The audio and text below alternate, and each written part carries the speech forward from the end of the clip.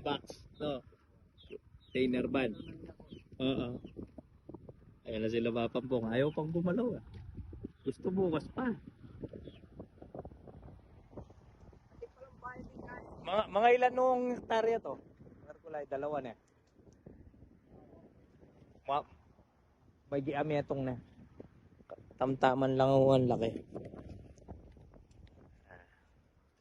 Hello sila. Pagigitaan tayo ng isda. Kubo check tayo. Wala kayang kamulalo dito. Oh. Saka yung aso, delikado tumingin ah. Makakagaling tayo.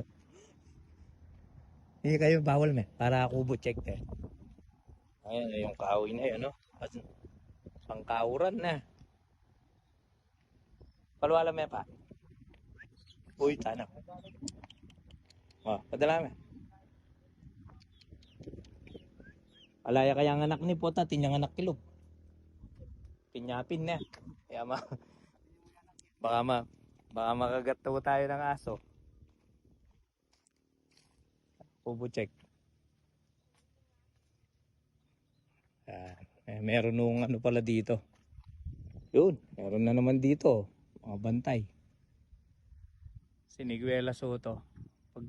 Pag ano pwedeng itanim mo to eh. Patanim natin yung siniguelas.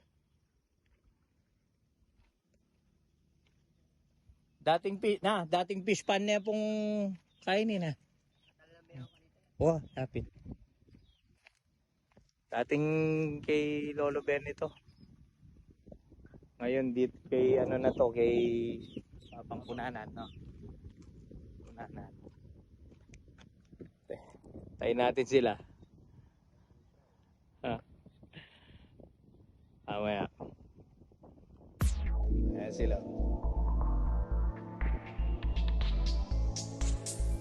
Pwede na labab.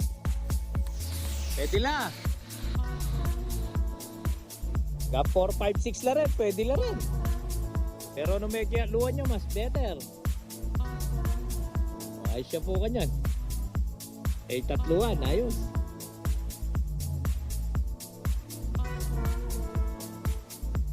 Pila rin nakuha mo ken bab? Ang cute ang nakuha yung pulo ken.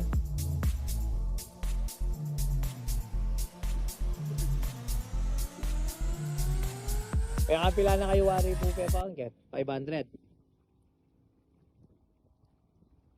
Nagbase tayo sa kinain, di ba? Ayan.